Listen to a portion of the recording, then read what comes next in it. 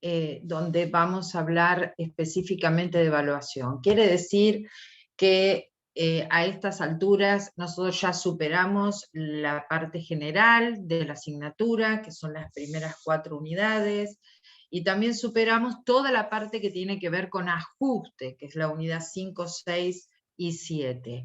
Todo el ajuste, lo que serían soluciones parciales y la solución integral, todo eso ya lo vimos. Y hoy vamos a empezar con la última parte de la materia que tiene que ver con evaluación. Vamos a hablar primero de evaluación en general. ¿Qué quiero decir con esto? Vamos a adentrarnos en qué es la evaluación, cuáles son los valores, vamos a ver nuevos valores en la clase de hoy, y lo que vamos a hacer después es ir haciendo un recorrido por todos los rubros del activo, viendo cuál es la evaluación que le corresponde. Lo mismo vamos a hacer con el pasivo, con el patrimonio neto y con los resultados. Pero empezamos primero por hablar de cuestiones básicas de evaluación en general. Bueno, nos preguntamos primero qué es evaluar. Podemos decir evaluar y medir como sinónimos, así lo toma esta diapositiva. También tengo que decirles que las resoluciones técnicas nuevas hablan de medición. Antes hablábamos, y el programa así lo refleja, solamente de evaluación. Algunos autores lo toman como sinónimo, la medición y la evaluación, y otros hablan de que medir es un poco más amplio que evaluar, ¿no es cierto? Porque medir puede significar otras cuestiones que no es la asignación de valor. Por ejemplo, medir a través de métodos de costeo, medir a través de las amortizaciones, o sea, como que la medición va un poquito más allá de lo simplemente vinculado a la evaluación. Pero bueno, esas son cuestiones semánticas, se las comento por las dudas, pero acá está tomado como si fuese evaluar, asignar un valor definitivo a todas y cada una de las partidas del estado de situación patrimonial. O sea que vamos a evaluar todas las partidas del activo y todas las partidas del pasivo. Como consecuencia también el patrimonio neto y los resultados. ¿A qué fecha estamos haciendo esto? ¿A qué fecha hablamos de evaluación en contabilidad 2? Hablamos de evaluación a la fecha de cierre de ejercicio, cuando tengo que hacer los informes contables o los estados contables, porque lo demás ya lo habíamos visto en contabilidad 1, cuando evaluábamos en el momento de incorporación al patrimonio. Cuando evaluamos en el momento de incorporación al patrimonio, en realidad usamos un solo criterio de evaluación, que es total y absoluto, y que significa evaluar a costo. Todas las incorporaciones al activo las hacemos a valores de costo, entendiendo por costo el precio pagado en condiciones de contado, más todos los gastos que son necesarios para que ese bien esté en condiciones de ser usado o de ser vendido dentro de la empresa. Pero ese es el momento de incorporación al patrimonio. Ahora estamos al cierre del ejercicio. Y bueno, y antes de pasar al siguiente punto del programa, al cierre del ejercicio, yo tengo dos posibilidades para evaluar. Eso ya lo vimos cuando hablamos de modelos. Tengo dos posibilidades. Una es evaluar a valores de costo, ¿sí? O sea, mantener el valor de incorporación al patrimonio, y otra, evaluar a valores corrientes, que son valores de ese momento de cierre. El programa nos habla de criterios para la determinación del valor en los distintos momentos de la vida de la empresa. O lo que es lo mismo, cómo se evalúa de acuerdo al momento, pero de la vida de la empresa. Entonces nosotros podemos decir que la vida de la empresa podemos distinguir tres momentos fundamentales. El momento donde se crea la empresa, donde nace, donde empieza su vida, todo el otro momento, que es el momento de desarrollo, donde realiza sus operaciones, y por último, el momento donde esa empresa muere, finaliza, se liquida por el motivo que sea. ¿Sí? Esos serían los 3 momentos en la vida de una empresa. Y con relación a esos momentos en la vida de la empresa hay distintas cuestiones vinculadas a la evaluación. Cuando se crea una empresa, normalmente el dueño o los socios o el socio lo que realiza son aportes para que la empresa tenga los recursos necesarios para comenzar a funcionar. Esos aportes hechos en el balance de inicio, en el momento cero de la vida de la empresa, son aportados y se evalúan a su valor de mercado. ¿Qué quiero decir con esto? Cuando incorporo un aporte, no lo hago como cuando estoy comprando a su valor de costo. Por ejemplo, si el socio de una empresa aporta a la empresa una camioneta, que a él le había costado 100.000 pesos, pero que actualmente el valor de mercado de esa camioneta es 150.000, el valor por el cual se le recibe el aporte es el valor del mercado en ese momento, no interesa cuánto lo había pagado ese vehículo el socio, ¿no es cierto? Entonces, en el balance de inicio, o en ese momento cero, los recursos o los bienes aportados por el dueño o por los socios se van a evaluar por el valor de mercado de esos bienes. Ese es el momento de creación.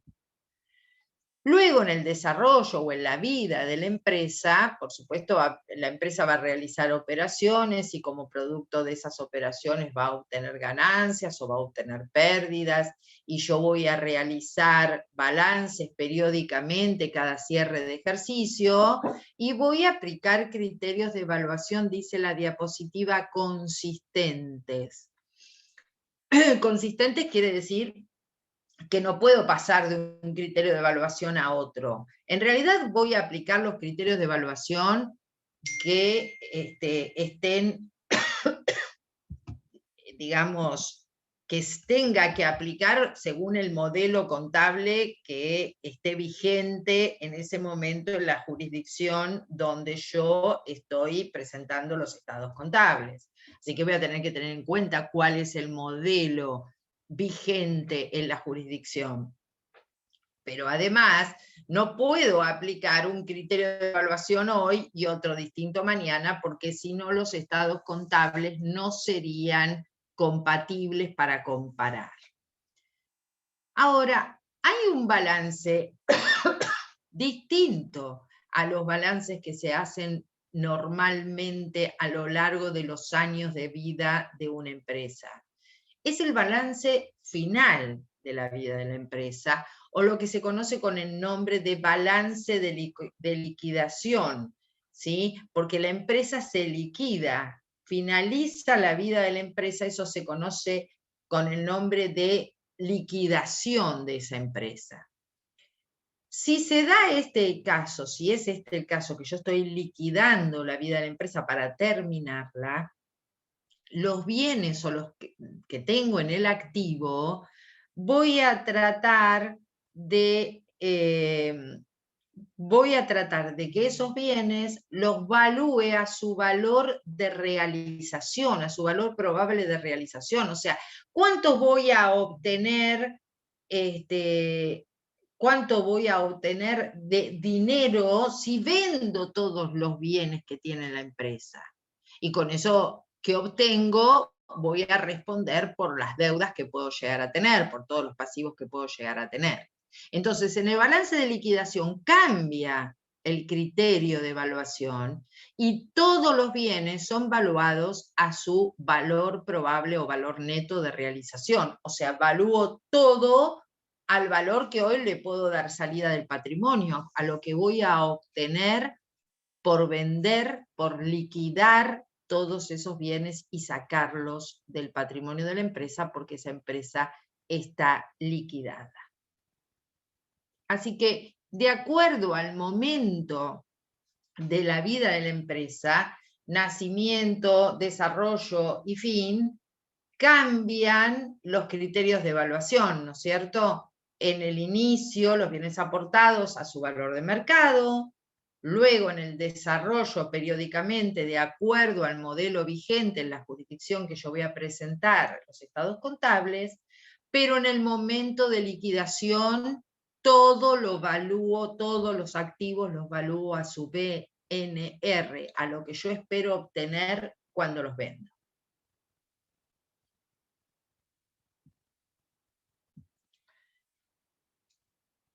Vamos a ver, como decíamos hoy, de acuerdo al criterio de evaluación, yo puedo evaluar de dos grandes formas, ¿no es cierto? O al costo o a valores corrientes.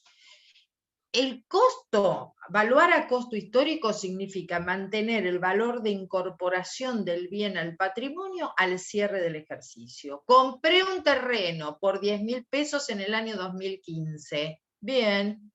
Ese mismo terreno lo muestro 31/12 del 2020 a 10.000 pesos. Exactamente igual. Mantengo ese costo de incorporación que tenía en el inicio, lo mantengo al cierre. Ese sería el costo histórico. Aunque también el costo histórico lo puedo ajustar si es que computo o considero la inflación. Un minuto, chicos, un minutito. Les pido.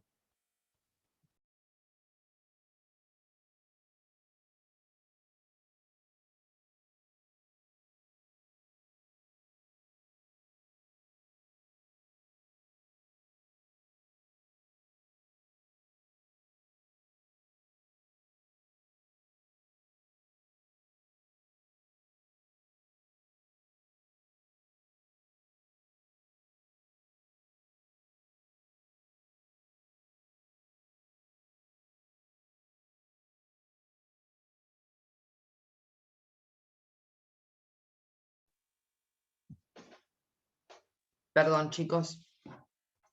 Les decía, yo tengo la posibilidad, lo voy a repetir, lo de esta diapositiva, porque como interrumpí, tengo la posibilidad de evaluar a valores de costo o a valor corriente. Si evalúo a valores de costo, puede ser costo histórico, y si tengo en cuenta la inflación, costo reexpresado o ajustado.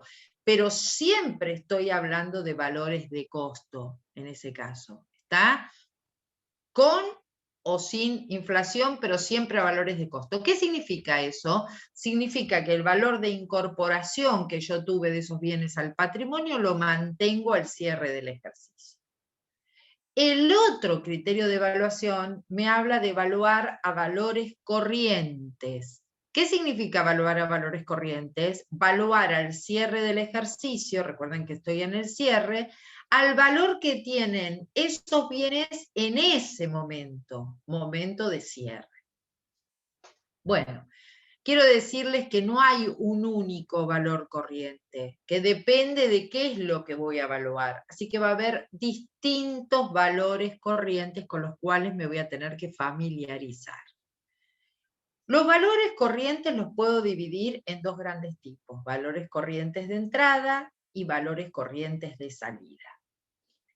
El valor corriente de entrada por excelencia es el costo o valor de reposición o refabricación. ¿Por qué es de entrada? Porque lo que significa ese valor es cuánto me costaría volver a adquirir este bien o volver a fabricarlo al cierre del ejercicio. Supongamos que yo me dedico a vender vasos, ¿sí? Entonces, yo quiero evaluar los vasos a valor corriente. Le pregunto a mi proveedor, ¿cuánto cuestan ahora los vasos que te compré? ¿Cuánto me costaría volver a comprar este vaso? Eso sería un valor de reposición, volver a comprar, por eso es de entrada, o volver a fabricar si yo me dedico a fabricar bienes. Pero hay otros valores que son valores de salida. El valor de salida por excelencia es el BNR, valor neto de realización. ¿Cómo se calcula? Precio de venta menos gastos directos de esa venta. ¿Por qué es de salida? Porque significa a qué valor puedo sacar este bien del patrimonio, dicho de otra manera, a qué valor lo puedo vender, a qué valor puede salir este bien del patrimonio. Ese es el BNR. Ya vamos a ver para cuáles se usa uno, para cuáles se usa otro. Hoy los estamos conociendo. Otro valor de salida es el valor actual. ¿Qué es el valor actual? Es el valor hoy de un importe a percibir o a pagar en el futuro. Puede ser tanto para créditos como para deudas. Vamos a verlo un poquitito este valor.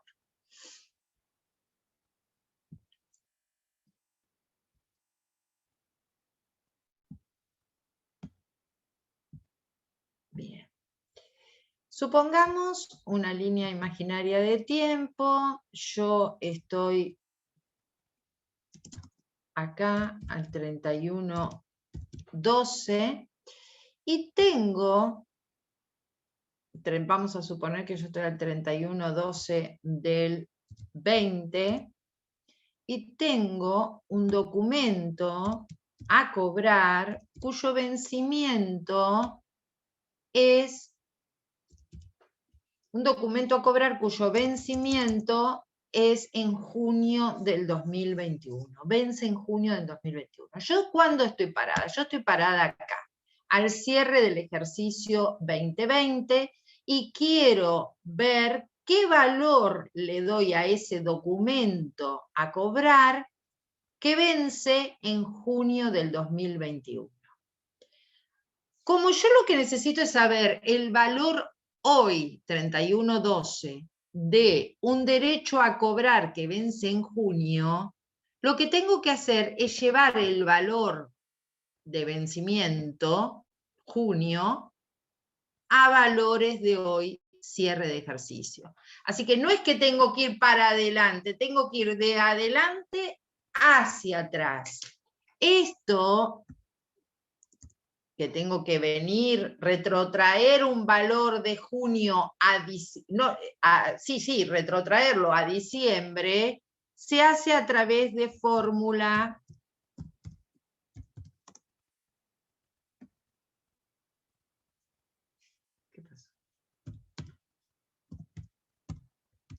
de descuento, se llama así, fórmulas de descuento. En matemática financiera recibe el nombre de fórmulas de descuento, ¿sí? Vamos a suponer que mi derecho a cobrar en junio es igual a 1.000 pesos. Yo, por este documento, cobraría en el mes de junio del 2021 1.000 pesos. Pero yo quiero saber el valor actual al 31/12 del 20. Entonces, esos 1.000 pesos los divido, no puedo hacer la limitita acá, así que pongo así cociente y lo divido, por 1 más I, suponiendo I la tasa activa del mercado, a la N, ¿sí? A la N. ¿Y qué es N? Y los meses, los periodos de tiempo que restan transcurrir. En este caso, los periodos de N sería igual a 6, suponiendo que mi tasa I es mensual, ¿sí? Esa es la fórmula para determinar el valor actual. El monto a cobrar al vencimiento sobre 1 más I a la N, donde I y N tienen que estar expresados en la misma unidad, meses, meses, ¿sí? Este valor actual me sirve como valor corriente para evaluar créditos, pero también deudas, porque lo que puedo estar evaluando es un importe a pagar en el futuro, ¿sí? Entonces retrotraigo un valor de 1.000 pesos, pero ¿cuándo vale 1.000 pesos? Eso vale al vencimiento, en junio del 2021. Pues muy bien, yo estoy evaluando al 31/12, así que tengo que descontar ese valor a la tasa de interés. ¿Se entendió eso?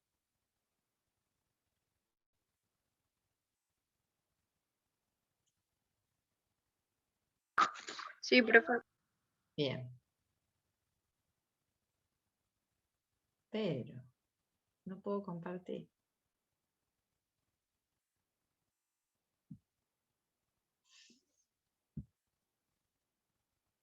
Volvamos acá entonces. Ese sería el valor actual.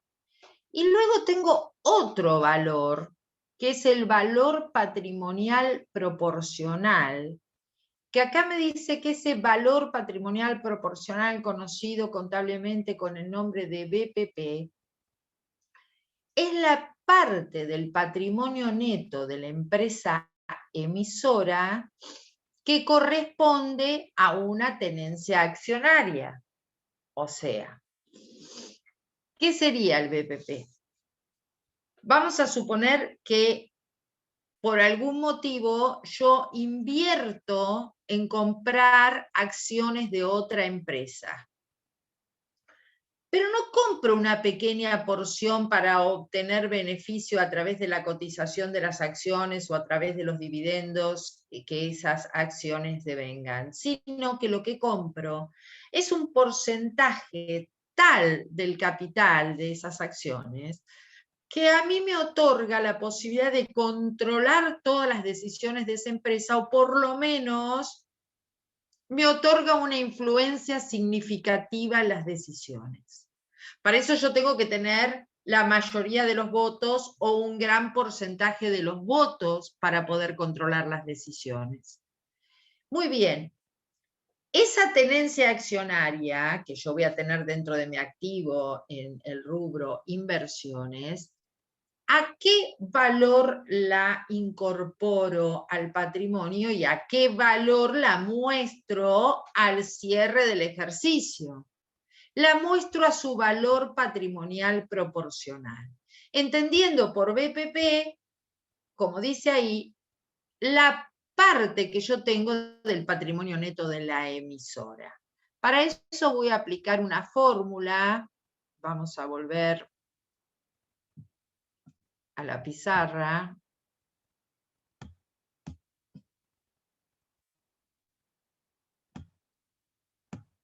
Entonces, el BPP es el patrimonio neto de la emisora,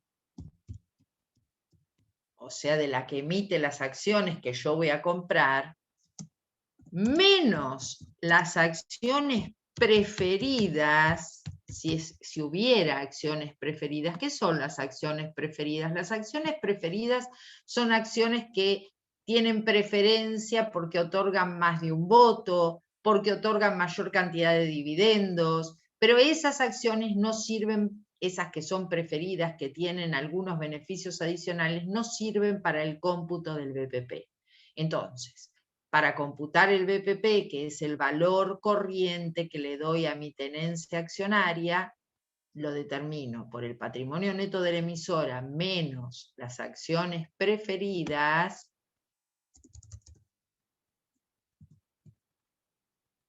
Todo esto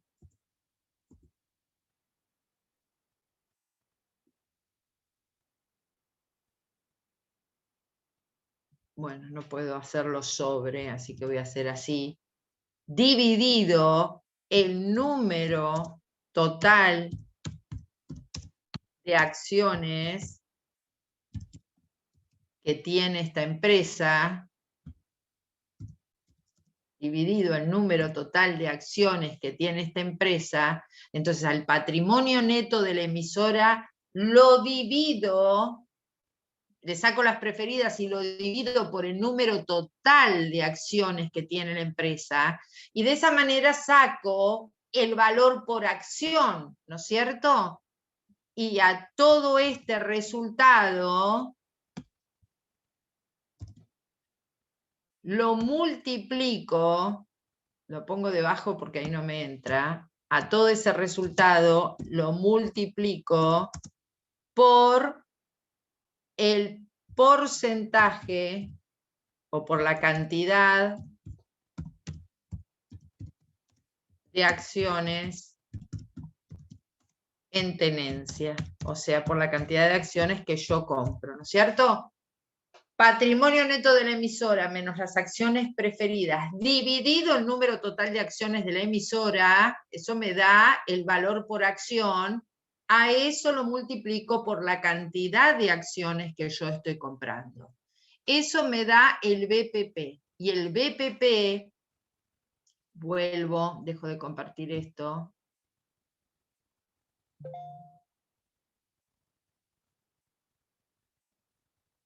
Ahora les digo qué son las acciones preferidas, sí. El BPP es el valor corriente que utilizo para evaluar una tenencia de acciones de otra empresa, siempre que esa tenencia de acciones me otorgue el control conjunto o influencia significativa en las decisiones de esa empresa. Utilizo entonces al cierre de ejercicio para evaluar esa tenencia accionaria, esa inversión que me otorga control conjunto o influencia significativa, utilizo BPP. Entendiendo por BPP un valor que se forma por el patrimonio neto, el valor total del patrimonio neto de la emisora, menos las acciones preferidas, sobre el número total de acciones que tiene la emisora, a eso lo multiplico por el porcentaje de mi tenencia. Cuando digo que en esa fórmula le tengo que restar las acciones preferidas, es porque quiero solo tomar las acciones ordinarias para el cómputo. Las acciones preferidas se distinguen de las ordinarias. Hay dos tipos de acciones, como se habrán dado cuenta. Las ordinarias, que son las comunes, y las preferidas o preferentes, que otorgan derechos preferidos, o sea, que tienen o más cantidad de votos, en vez de ser un voto por acción, bueno, las preferidas tienen 5 votos por acción, por ejemplo, u otorgan una mayor cantidad de beneficios a través de dividendos, ¿sí? Por eso se llaman preferidas. Pero esas acciones que llamamos preferidas no son las que vamos a computar a la hora de determinar el BPP. Importante acá entonces, el BPP lo uso como valor corriente solo para una tenencia accionaria que me otorga control o influencia significativa.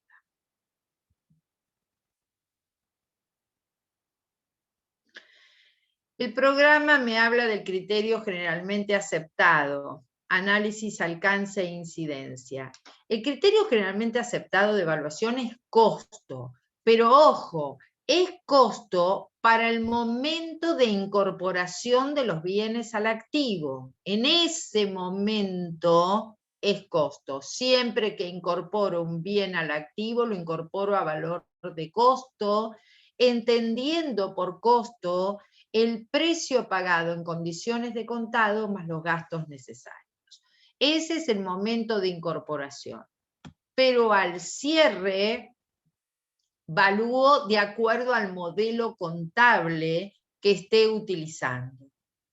La evolución de la doctrina o de las doctrinas contables, o sea, cómo fue evolucionando la profesión desde una contabilidad tradicional que utilizaba solo valores de costo histórico y no computaba la inflación, a una contabilidad un poquito más sofisticada que utilizaba también valores históricos, pero ajustados, porque ahí empezamos a tener en cuenta la inflación en los 80, a una contabilidad que es lo que el programa denomina contabilidad moderna, que no solo toma en cuenta la inflación, sino que también toma en cuenta evaluar a valores corrientes. Así es como fue evolucionando la doctrina contable. En esa evolución de la doctrina, fíjense que habla de evolución de la doctrina, o sea, de los textos, de los teóricos, y cómo evoluciona también la práctica contable. Recuerden que la práctica contable es el ejercicio de la profesión que se nuclea a través de la Federación Argentina de Consejos Profesionales en Ciencias Económicas, FAPSE, y que elabora lo que conocemos con el nombre de resoluciones técnicas. Estas resoluciones técnicas son las que luego cada consejo en cada jurisdicción del país va poniendo en vigencia. Antes, hacia mediados de los 80 hasta el año 2000, la resolución en materia de evaluación, la resolución técnica en materia de evaluación era la resolución técnica 10, que actualmente está derogada y que evaluaba todo a valores corrientes. ¿Sí? Ya en ese entonces aparecen los valores corrientes, aparece la contabilidad moderna a mediados de los 80 y evaluaba todo a valores corrientes. Recuerden que cuando hablamos de inflación hablamos de la resolución técnica 6, esa es la que habla de ajuste. La 10 era una resolución que hablaba de evaluación, todo a valores corrientes, pero esa resolución técnica 10 quedó derogada. ¿Cuándo se derogó? En el 2000 o 2001, no me acuerdo, pero ahí, cuando aparece la resolución técnica 17. La resolución técnica 17 con modificaciones es la que está actualmente vigente. Recuerden que, no quiero hacerles un lío, ¿no?, de resoluciones técnicas, porque no se trata de estudiar resoluciones técnicas en contabilidad 2, sino la teoría contable. Pero es bueno saber cómo, y así lo pide el programa también, cómo fue evolucionando la práctica también.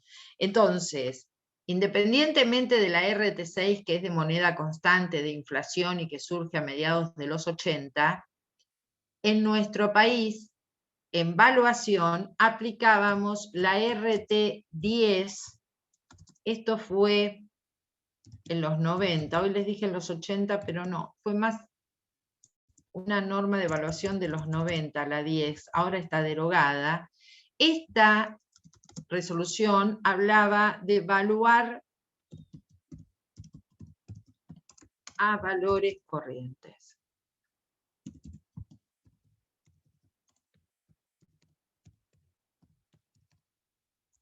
Y la resolución técnica 17 en 2000, uy, ¿qué puse? Es una resolución técnica que con modificaciones está actualmente vigente y establece un criterio de evaluación mixto. ¿Qué quiero decir con esto? Para algunas cosas va a ser valores corrientes y para otras valores de costo. La mayoría a valores corrientes, pero también tiene algunas partidas valuadas a valores de costo. Ahora vamos a ver cómo lo divide. Y recuerden que además hay otra resolución que es la 16, que también es del año 2000. Esta resolución, esta está derogada, chicos, ¿eh? Esta está derogada. Y fue reemplazada por la 17. Esta, la 17 y la 16 están vigentes. La 16 es la que se conoce con el nombre de marco conceptual. Entonces es, como su nombre lo indica, un marco de conceptos generales, donde hay muchas definiciones, etc. Pero también define cuál es el modelo contable actual. Y el modelo contable actual es unidad de medida homogénea, criterio de evaluación mixto, para la mayoría de las cosas es valores corrientes, pero hay posibilidades de evaluar a costo, y criterio de mantenimiento de capital financiero. ¿Sí? Esas son las resoluciones técnicas que están vinculadas con la materia en cuestiones de evaluación. En cuestiones de ajuste ya hablamos que era la resolución técnica 6. Bueno, dejo de compartir esto, vuelvo a compartir.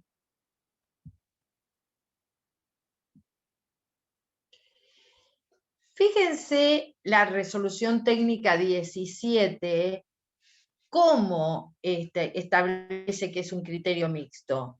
Y dice, el activo lo vamos a evaluar de acuerdo al destino más probable del activo.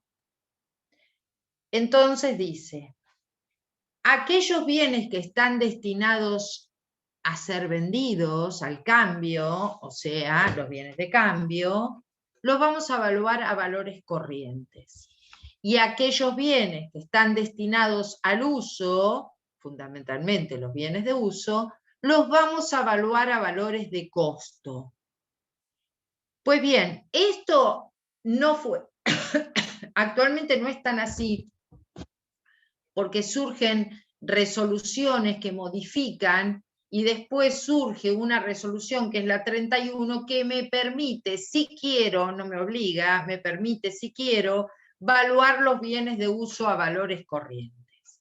Por eso digo que no es necesario que ustedes sepan las resoluciones técnicas, porque las resoluciones técnicas van cambiando. Pero es importante, y el programa así lo pide, que conozcan cómo fueron evolucionando. Entonces, la 17 que decía, vamos a evaluar los activos de acuerdo al destino más probable. Si el destino es el cambio, valores corrientes. Si el destino es el uso, valores de costo. ¿Eso significa que todos los bienes de uso los tengo que evaluar a costo? No, actualmente no significa eso porque hay una resolución técnica que me permite, si quiero, evaluar los bienes de uso a valores corrientes. Y para los pasivos, el criterio de evaluación se dividía según la posibilidad que tengan los pasivos de ser cancelados anticipadamente. Si los puedo cancelar anticipadamente a valores corrientes y el resto de los pasivos a valores de costo. Eso es lo que decía, y hubo modificaciones, la resolución técnica 17. O sea, que el criterio de evaluación, por eso decimos que es mixto. Algunas partidas a valores corrientes, otras a valores de costo. Algunos interpretaron esto como un retroceso de la contabilidad, porque en los 90 la 10 decía evalúe todo a valores corrientes. Y la 17 vino un poquitito más sosegada y dijo, algunas cosas podemos evaluarlas a valores de costo. ¿Por qué esta diferencia? Porque en el año 2000, las normas contables nacionales, que son estas, se trataron de armonizar con las normas internacionales de contabilidad. ¿Por qué? Y porque el mundo está globalizado, porque las empresas actúan en distintas jurisdicciones y que, por lo tanto, las normas contables deberían ser lo más parecidas posibles. Con lo cual, tratando de armonizar las normas contables, en el año 2000 salió un nuevo bloque de normas contables que tratan de parecerse más a las normas internacionales, por eso se deja de lado la 10 y se aplica esta norma contable que con modificaciones aún se sigue aplicando.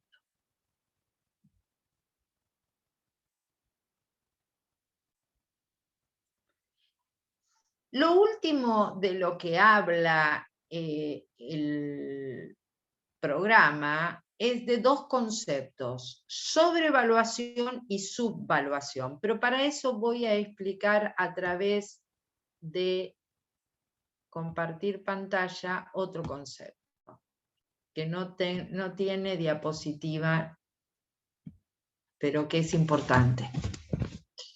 Así que cópienlo. ¿Qué es el concepto de valor límite? O sea, un valor del cual no me puedo pasar. Yo tengo que aplicar criterio de evaluación. Supongamos que estoy aplicando valores corrientes. Bueno, muy bien. Tengo que buscar cuál es el valor corriente que le corresponde a tal o cual activo, por ejemplo. Pero tengo que tener la prudencia de no sobrepasar el valor límite. El valor límite si hablamos de valores de costo, ¿cuál es? ¿De qué valor no me puedo pasar si estoy evaluando a valores de costo? ¿Se acuerdan? ¿Cuál era la regla? El valor represado. No, la regla era costo o mercado el menor. O sea, yo evaluaba costo, pero si al cierre del ejercicio comparaba y mercado era menor, lo tenía que poner a valores de mercado. Costo o mercado el menor. ¿Y qué aparecían ahí como consecuencia de esta regla? R por T negativos. ¿Se acuerdan que decíamos que en valores de costo podemos tener R por T pero solo negativos? ¿Por qué podemos tener R por T pero solo negativos? Por aplicación del límite. Costo o mercado el menor. Tengo mercaderías que me costaron 100 pesos al cierre del ejercicio. ¿A qué valor están? 100 pesos. Muy bien. Como están pasadas de moda, cuando averiguo el valor de mercado de esas mercaderías, hoy es 90 pesos. ¿Las puedo dejar a 100? No, porque es costo o mercado el menor. Con lo cual, esas mercaderías tienen que estar a 90. Tendré que hacer un registro que diga R por T contra mercaderías por 10 pesos. ¿Se entiende eso? ¿Se acuerdan?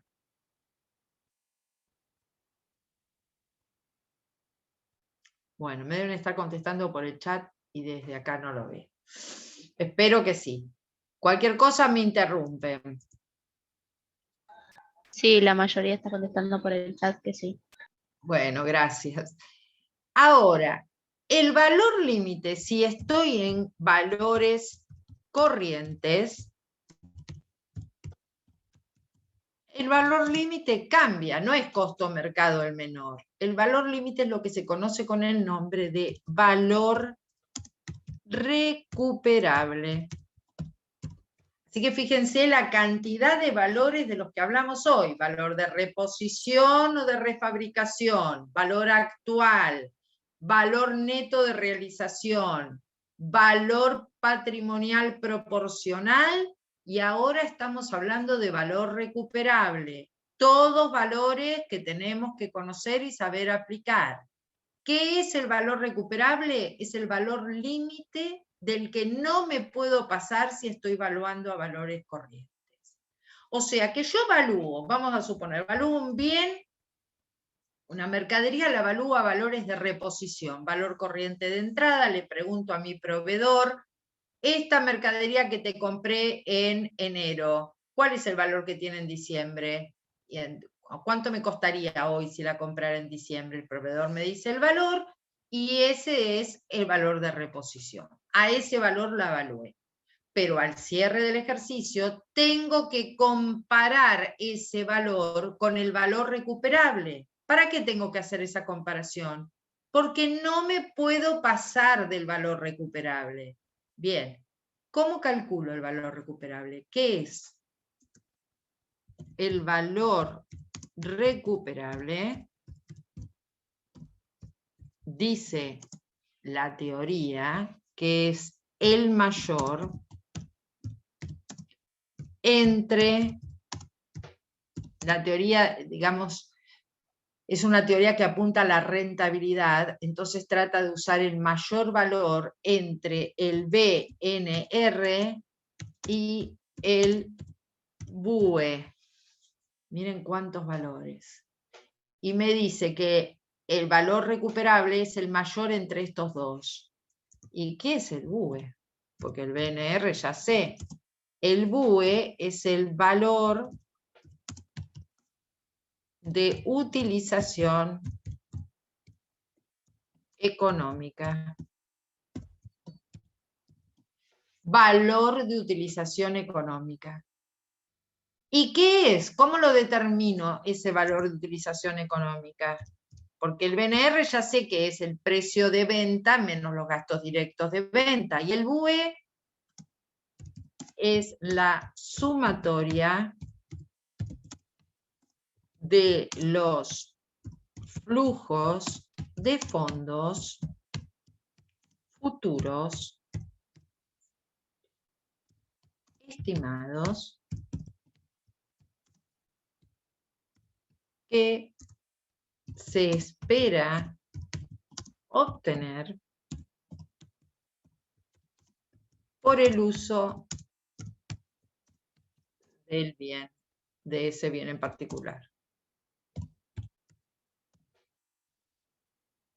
Como su definición lo indica, por el uso del bien, estaríamos hablando del valor de utilización económica es apropiado para los bienes de uso. ¿Qué flujos de fondos, o sea, cuál va a ser la rentabilidad que obtenga la empresa de usar, por el hecho de usar ese bien? Vamos a suponer que soy una empresa industrial, tengo una maquinaria con la que produzco las cosas que vendo, entonces tengo que calcular el BUE, que es, y la suma de los flujos de fondos que me va a generar el uso de ese bien a través de, no sé, de sus años de vida útil, o de los años que yo pueda calcular, 5 años para adelante. Entonces digo, los flujos de fondos que me va a generar este bien usándolo es todo esto. Ese es el valor de utilización económico. Lo mido de esa manera. ¿Cuánto me genera? Entonces, todas las ventas son flujos de fondos que me va a generar el uso de ese bien, si estoy usándolo para producir, ¿no es cierto? Entonces, el valor recuperable, que es el límite, es el mayor entre el BNR y el BUE. Pero en la práctica, no se utiliza este criterio de rentabilidad de decir el mayor de los dos. En la práctica, para los bienes de cambio, utilizo como límite el BNR. Y para los bienes de uso, utilizo como límite el BUE. ¿Se entiende eso? Ojo, que el BNR es criterio de evaluación para algunos bienes, criterio básico de evaluación, primario de evaluación, y a su vez es límite. O sea, hay bienes que directamente se evalúan a su BNR, y su BNR además es el límite. Hay otros bienes que se evalúan a su valor de reposición y su BNR es el límite. Hay otros bienes que se evalúan a reposición como un bien de uso y su límite es el BUE. ¿Se entiende esto, chicos? A ver, voy a ir al chat, a ver si tienen preguntas. Sí, profesor, entiendo. Con valor límite, ¿sí? ¿Sí se entendió? Fíjense que acá tenemos muchos valores, ¿eh? Miren, voy a hacer un repaso por todos los valores que vimos hasta ahora. Valores corrientes de entrada, reposición o refabricación. Valores corrientes de salida, BNR, valor actual, valor patrimonial proporcional. Valores límites para valores corrientes, valor recuperable. El mayor entre el BNR y el BUE, valor de utilización económica. O, según la práctica, utilizo como límite, si hablo de valores corrientes, para los bienes de cambio BNR y para los bienes de uso BUE. Ahora bien, el BNR, el BUE es valor límite, nada más, pero el BNR puede ser un criterio de evaluación y además un valor límite. ¿Eso se ve? Mazo, profe. ¿Mazo? ¿Lo último que dije? Sí. Y bueno, vamos a suponer... No te escucho muy bien.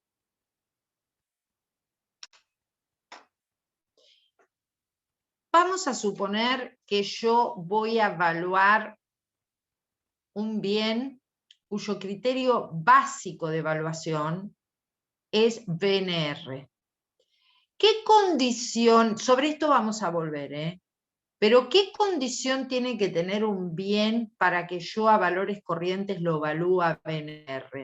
Para evaluar el bien a BNR, tiene que ser un bien de fácil comercialización, que tenga la venta prácticamente asegurada, que su precio sea conocido, que el mercado sea transparente. ¿Por qué tiene que tener todos esos requisitos para que yo evalúe a BNR?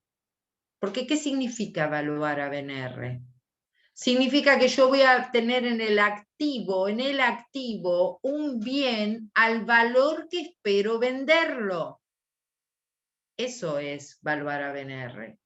Tengo en el activo valuado un bien al valor que espero venderlo. Por lo tanto, la venta tiene que estar prácticamente asegurada, si no, ¿por qué lo voy a tener valuado al valor de venta? ¿Y si no lo vendo? No. Valúo a BNR aquello que estoy prácticamente segura de que voy a vender y que conozco el precio de venta. Bueno, muy bien, lo evalúo a BNR. Por ejemplo, soy una empresa ganadera que voy criando vacas y cuando las vacas llegan a tantos kilos, llevo todas esas vacas al mercado de Liniers, conozco perfectamente cuánto pagan el kilo de carne y las tengo colocadas, yo ya lo sé eso. O sea, el esfuerzo mío no está en la venta la tengo asegurada, el esfuerzo mío está en llegar a esa vaca engordada. Entonces, cuando ya llegué a la vaca engordada, esa vaca está vendida. Entonces, cuando la tengo que evaluar, como sé que la venta la tengo asegurada, la evalúo a BNR. Entonces, vamos a suponer que yo tengo mercaderías, que para mí en este caso serían mercaderías en especial, porque son mercaderías cuya venta las tiene asegurada el ganado, por ejemplo, lo evalúo al valor neto de realización, BNR, 10.000 pesos. Así lo tengo en el activo. Llega el cierre del ejercicio, ese es el valor neto de realización, 10.000 pesos. Entonces digo, lo tengo que comparar con el valor recuperable, no me puedo pasar del valor recuperable. ¿Cuál es el valor recuperable para los bienes de cambio? El BNR. Bueno, están valuados a BNR y el valor recuperable es el BNR. En ese caso coincide, ¿sí? En ese caso coincide. Pero yo también puedo tener mercaderías. También puedo tener mercaderías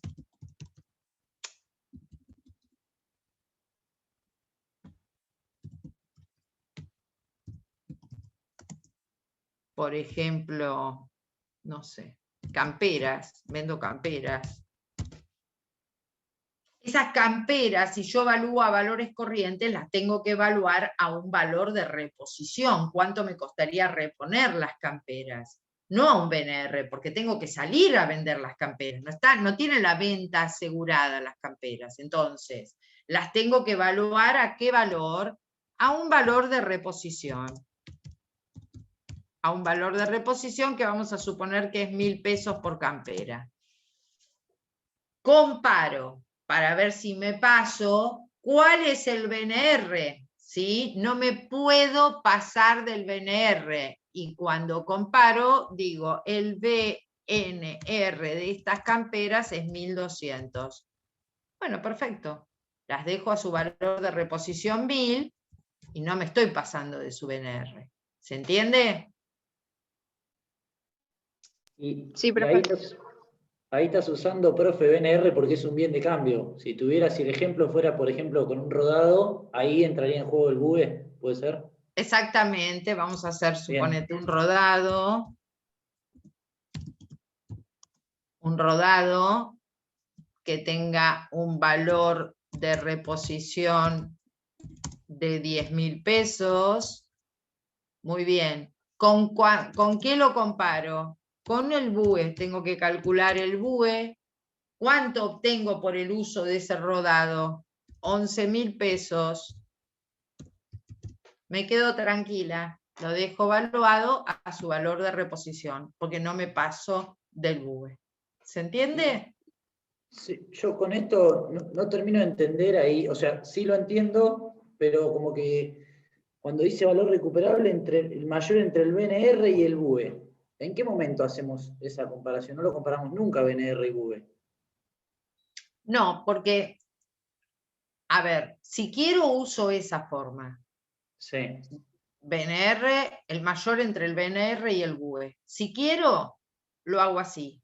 Uso el mayor de esos dos como forma de comparar. ¿Sí? En la práctica, en vez de usar el mayor entre el BNR y el BUE, uso para los bienes de cambio como valor límite el BNR y para los bienes de uso como valor límite el BUE. Bien, bien, bien. Bien. ¿Alguna otra pregunta con valor límite? Van a trabajar bastante los prácticos con esto. Les van a dar datos para ver qué valor toman. Van a trabajar bastante, por eso es importante que lo tengan claro.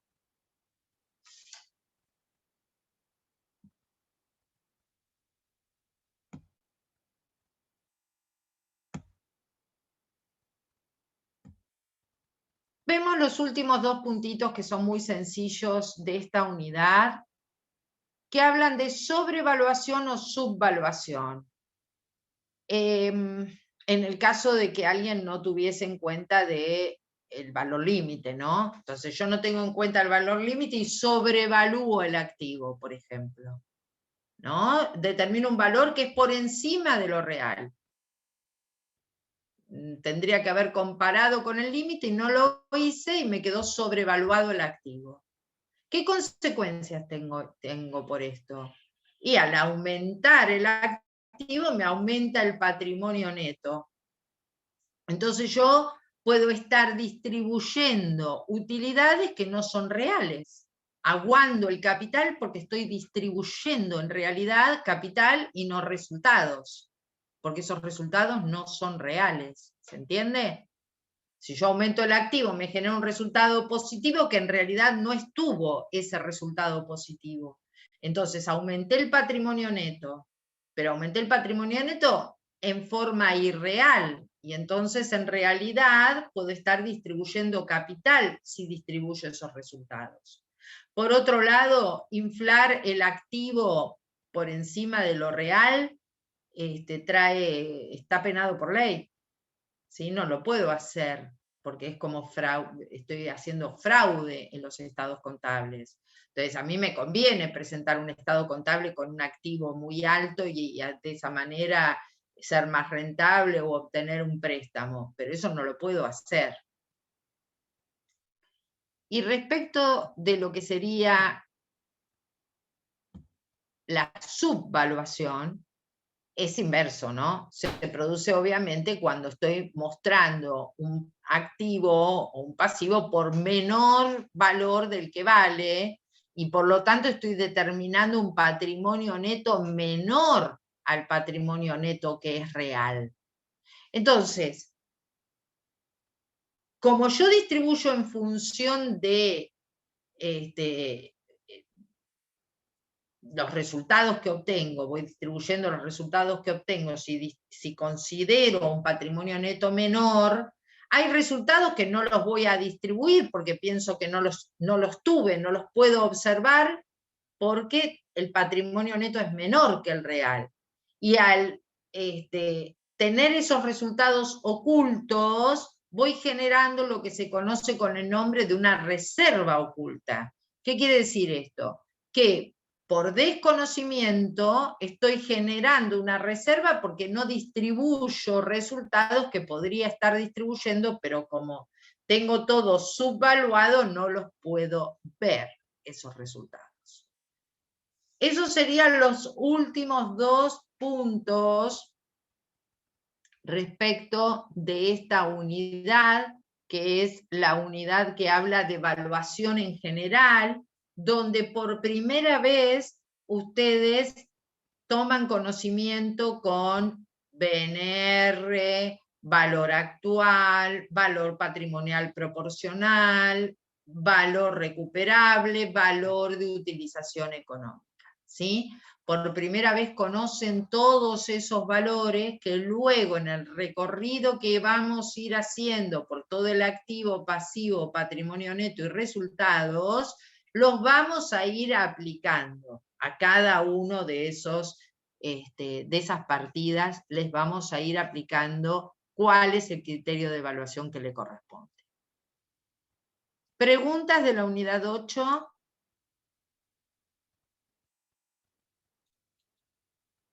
¿A todo el mundo le quedó clara la unidad 8?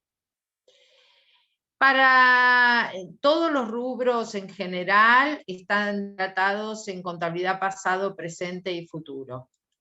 ¿Sí? Todos pueden seguir con contabilidad pasado, presente y futuro y ahí encuentran esta información.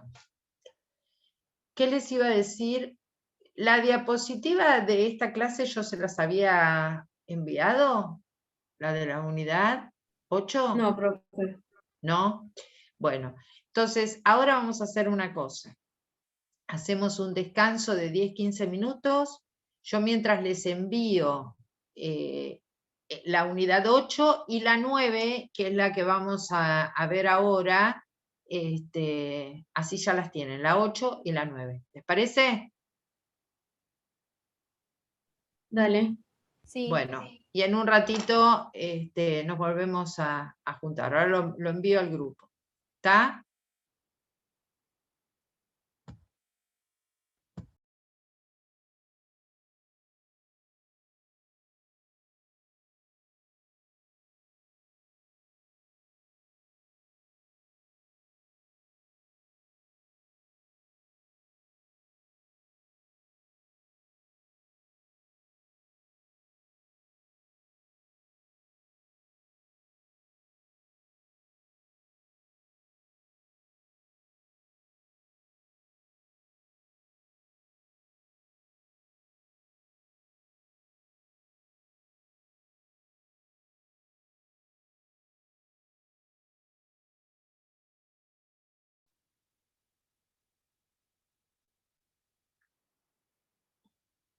¿Están por ahí? Vamos a retomar, vamos a empezar con la unidad 9.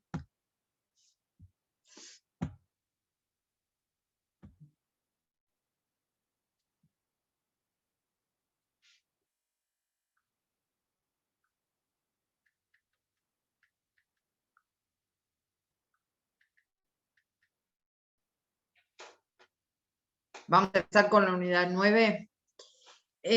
La unidad 9 es el primero de los rubros que vamos a recorrer para ver cómo se evalúan. Obviamente vamos a recorrer el activo primero y lo vamos a recorrer en orden decreciente de liquidez, de lo más líquido a lo menos líquido.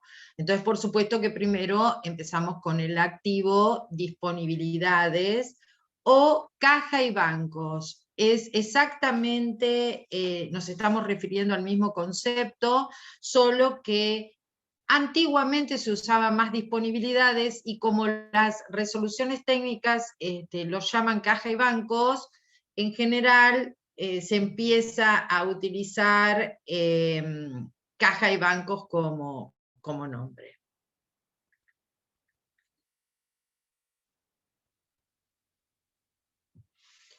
Pero insisto que es exactamente el mismo concepto.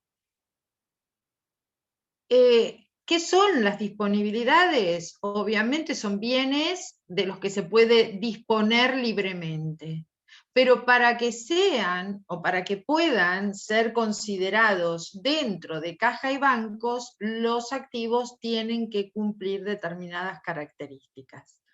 Esas características centralmente son liquidez inmediata, o sea, tengo que poder convertirlos rápidamente e inmediatamente en dinero en efectivo, poder cancelatorio ilimitado, o sea que esos activos me tienen que servir a mí para pagar cualquier tipo de deuda que yo tenga, me los tienen que aceptar como medio de pago y que sean efectivos, obviamente, ¿no? Entonces, si nosotros decimos qué nos encontramos dentro de este rubro, en general podemos decir que nos encontramos con dinero en efectivo, ya sea en moneda de curso legal, en pesos, o en moneda extranjera. Nos encontramos con cuentas corrientes bancarias, que son saldos que surgen de la conciliación bancaria, también en moneda nacional, o sea, en pesos, o en moneda extranjera, que puede ser, normalmente las que se usan son dólares o euros. Cajas de ahorro, que también pueden estar en en bancos, ¿no? Cuentas de cajas de ahorro en bancos, que también pueden ser en moneda nacional o en moneda extranjera. Lo que llamamos valores a depositar. ¿Qué son los valores a depositar?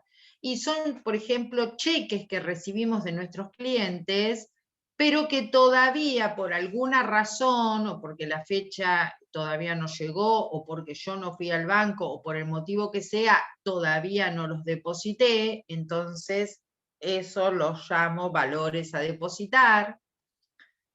Otra de las cuentas que también encuentro es el fondo fijo, que es un procedimiento técnico que me permite atender gastos menores, ya lo vamos a ver.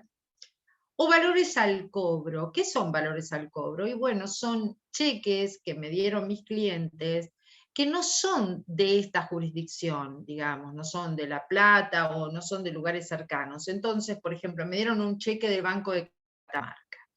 Y entonces, para que eso pueda ser acreditado en mi cuenta, tiene que pasar por una cámara compensadora y se demora en el tiempo. A veces son 48, 72 o más horas que se pueden demorar. Eso se recibe el nombre entonces de valores al cobro. Todas estas cuentas son cuentas que encontramos dentro de este rubro disponibilidades o caja y banco. Lo primero a lo que apunta el programa es a la existencia en caja en moneda nacional. Así que vamos a hablar de cómo se evalúa la caja en pesos. Y bueno, es muy sencillo. Ahí no tenemos ningún problema de evaluación. La caja en pesos está automáticamente evaluada a su valor nominal. No tengo nada que pensar.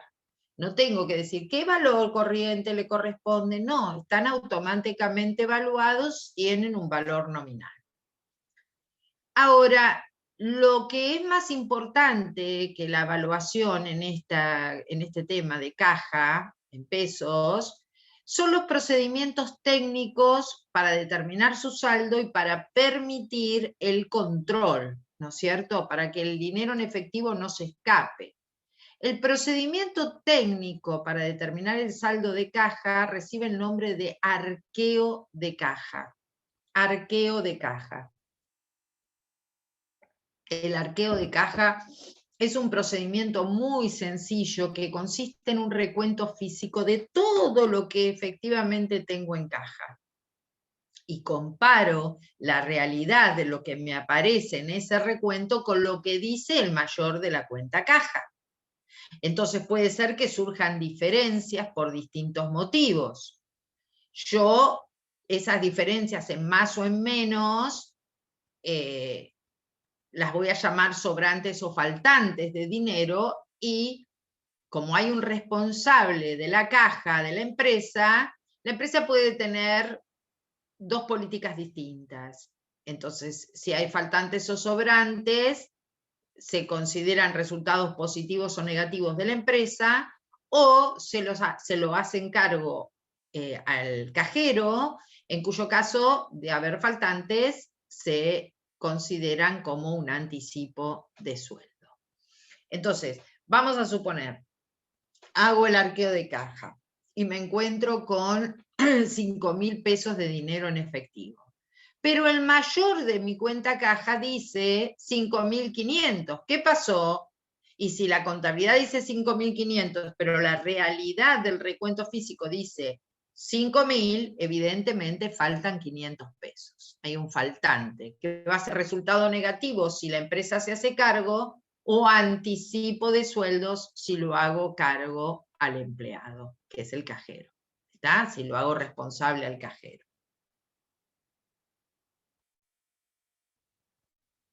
Entonces, en el caso de caja en moneda nacional, es más importante el procedimiento de control para determinar el saldo, que es el arqueo, que un tema de evaluación en sí, porque el valor es su valor nominal. Y algo parecido sucede si hablamos de las cuentas bancarias, ya sea cuenta corriente o caja de ahorro en moneda nacional. ¿Por qué? Y porque también el valor es el valor nominal. No tengo nada que pensar. Lo que sí tengo que hacer es un procedimiento que recibe el nombre de conciliación bancaria. Entonces yo tengo que poner como saldo de estas cuentas el saldo que surge de la conciliación bancaria, ¿sí? La conciliación bancaria consiste, como su nombre lo indica, en conciliar el saldo entre lo que tiene el banco y, o sea, lo que me informa el banco a través del resumen y lo que dice mi mayor de la cuenta banco. Para eso puedo seguir distintos procedimientos. Puedo partir del saldo del banco y llegar al saldo contable. Puedo partir del saldo contable y tratar de llegar al saldo del banco. O puedo, como hacíamos en contabilidad 1, partir de ambos saldos, el del banco y el de la contabilidad, y tratar de llegar a un saldo conciliado. Si se acuerdan, en la conciliación bancaria, cuando yo la realizaba, existían dos tipos de diferencias y las podía clasificar de la siguiente forma. Podía decir que hay diferencias que son temporarias y diferencias que son permanentes. Diferencias entre el saldo del banco, que me informa el banco en el resumen, y el saldo de la cuenta mayor banco que tiene la contabilidad. Diferencias entre esos dos registros. Las diferencias que llamamos temporarias son aquellas que desaparecen con el transcurso del tiempo, desaparecen solas, no tengo nada que arreglar, nada que ajustar, no tengo nada que hacer, por el solo transcurso del tiempo se revierten. Ahora vamos a recordar algunos ejemplos. Y luego están las diferencias permanentes, que hasta que yo no haga ajustes no se van a corregir, ¿no es cierto? Tengo que realizar los ajustes porque no se neutralizan solas esas reservas, dan lugar a ajustes contables. Vemos ejemplos de diferencias temporarias, o sea, las que se revierten sin generar ajustes, se revierten por el solo hecho de que transcurra el tiempo. Por ejemplo, la empresa efectuó un depósito en el banco, pero cuando el banco le envía el resumen, ese depósito no está sumado, no está acreditado. ¿Por qué? Y porque hoy, ¿se acuerdan que decíamos, por ahí deposité un cheque del Banco de Catamarca ayer, pero me tarda 72 horas en aparecer ese importe dentro de mi cuenta? Entonces, tendré que esperar esas 72 horas y esto se va a normalizar, se va a neutralizar solo. O yo le pago a un proveedor con un cheque, en el momento que le pago a un proveedor con un cheque, registro proveedores contra banco, saco ese dinero ya de mi cuenta corriente bancaria, digamos, en mi contabilidad, pero sin embargo ese proveedor no se presentó a cobrar o a depositar ese cheque en el banco. Entonces, hasta que mi proveedor no lleve ese cheque al banco, el banco no me va a restar ese importe. Entonces, por eso es que no coincide, pero también es una diferencia que se va a revertir sola por el mero transcurso del tiempo. Y ejemplos de diferencias permanentes que podemos encontrar. Y por ejemplo, todas las comisiones y gastos que me cobra el banco, que están restados de la cuenta del banco, pero que en mi contabilidad no aparecen porque yo ni siquiera me había enterado. Entonces, tengo que hacer los ajustes necesarios para que esos resultados negativos disminuyan mi saldo de la cuenta corriente bancaria. Entonces, tendré gastos y comisiones bancarias contra banco, es el ajuste o el registro que tengo que hacer. Por otro lado, puede haber cheques que yo deposité, que me dio un cliente, pero que finalmente no tuvieron fondos y entonces el banco los rechazó, o no tuvieron fondos, o estaban fallados esos cheques, entonces los rechazó. En ese caso tendré que restarlo del banco y tendré que volver a pedirle a mi cliente que efectúe un nuevo cheque. O lo mismo si yo fui quien libré un cheque con alguna falla que hizo que ese cheque se rechace, entonces en ese caso no aparece sumado en mi cuenta bancaria porque el cheque fue rechazado. Esas son las diferencias que debo corregir porque son diferencias permanentes que si no las corrijo van a seguir arrastrándose, no se corrigen solas como las temporarias. En realidad, todo el problema de este rubro en cuanto a evaluación, si se puede decir que es un problema, surge de lo que llamamos los saldos en moneda extranjera, porque porque en moneda nacional están todos automáticamente evaluados. Pero si los saldos, ya sea de caja o de bancos, son en moneda extranjera, en el momento que ingresa esa divisa extranjera, yo reconozco, tengo que hacer la conversión de esa moneda extranjera a el peso nacional, ¿no es cierto? Entonces la tengo que convertir al tipo de cambio vigente de ese momento, a la cotización que tenga esa moneda extranjera en ese momento. Ahora, va a haber una diferencia de cotización entre el inicio o el momento de incorporación de esa moneda extranjera y el cierre de ejercicio. Esa diferencia de cotización va a ser un resultado financiero devengado, positivo si la diferencia es a favor o negativo si la diferencia de cotización es en contra, ¿no? Pero los saldos en moneda extranjera son partidas no monetarias. Entonces, si estoy ajustando por inflación, esas partidas se ajustan. Todas las que son en moneda extranjera se ajustan. Las que son en moneda nacional son monetarias y obviamente no se ajustan. Las que son en moneda extranjera son no monetarias y se ajustan y no generan RECPAM.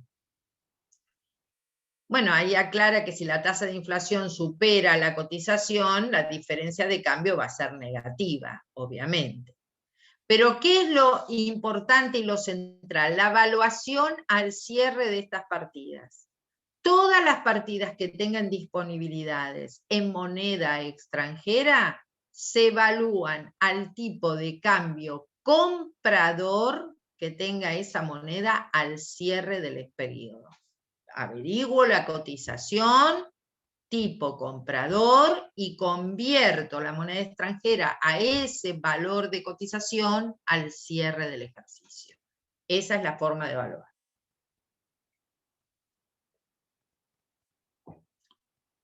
Los saldos, entonces, en moneda extranjera los tengo que llevar al valor de cotización comprador de cierre. Todo lo demás está automáticamente evaluado.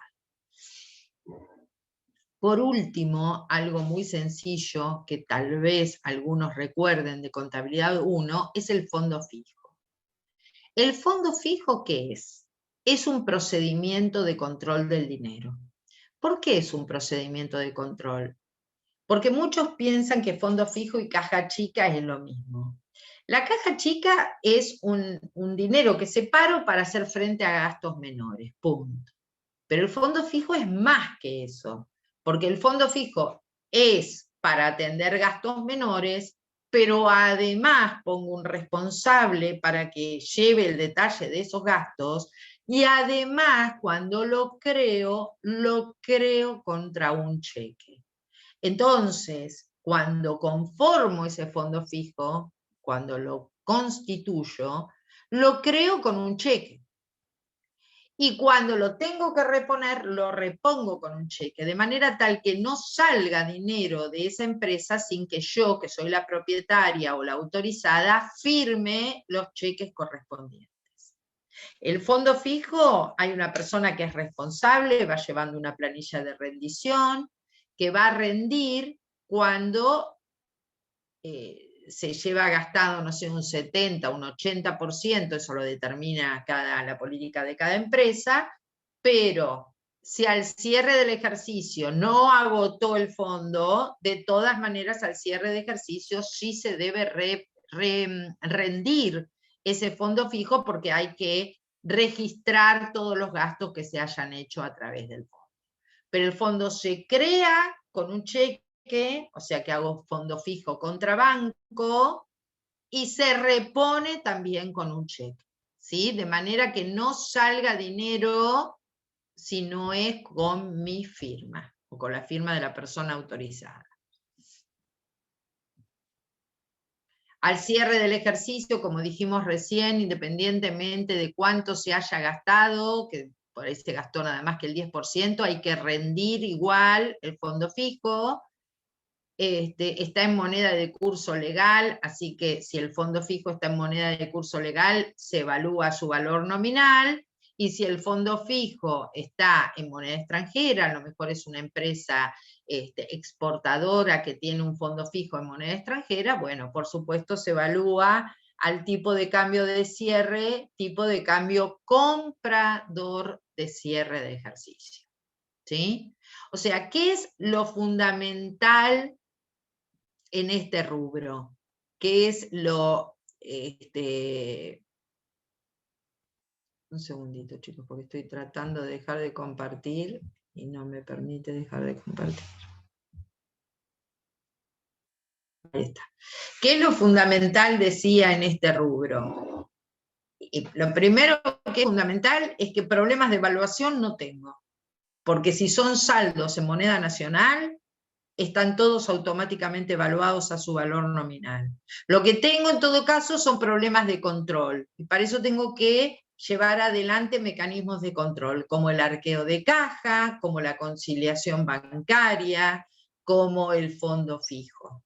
En los únicos casos que tengo problemas de evaluación es en el caso de los saldos en moneda extranjera. Y para esos saldos en moneda extranjera los tengo que convertir al tipo de cambio comprador de cierre de ejercicio.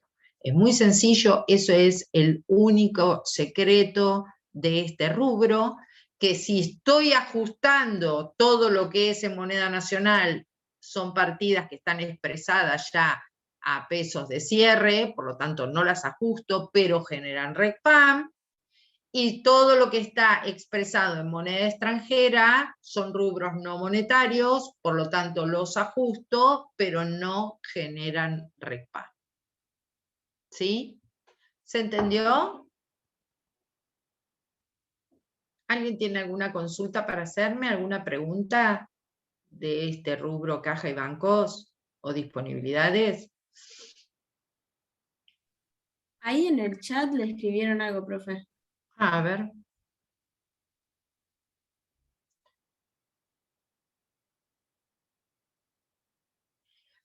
Me preguntan moneda extranjera con respecto a ajuste por inflación. ¿Por qué no es monetario y eso? Si son saldos en moneda extranjera, obviamente al no estar expresados en moneda nacional, no son partidas monetarias. ¿Por qué? Y porque no reflejan la inflación, pérdidas o ganancias por inflación en el país, porque son partidas que están expresadas en otra moneda. Por lo tanto, los consideramos partidas no monetarias. Y al ser partidas no monetarias, las ajusto a través del método directo para que estén expresadas en moneda de poder adquisitivo de cierre de ejercicio, y no generan, porque no son monetarias, no generan ganancias o pérdidas por inflación. ¿Sí? Porque son no monetarias, no generan RECPAM, pero sí las ajusto para llevarlas a moneda homogénea de cierre. ¿Se entendió, Mateo? ¿Esa era la duda?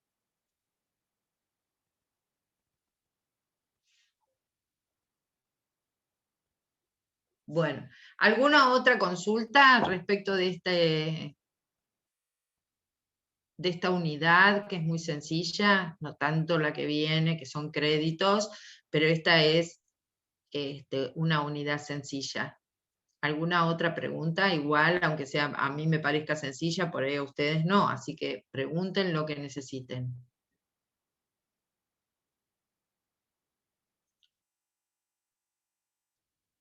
¿No? Bien, entonces vamos a dejar acá, todo claro, me alegro, vamos a dejar acá.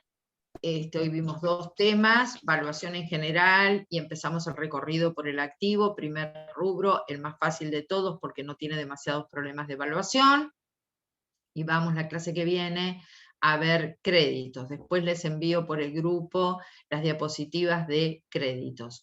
Si pueden, lean estos temas del libro que consigan, pero en contabilidad pasado, presente y futuro están tratados estas cuestiones.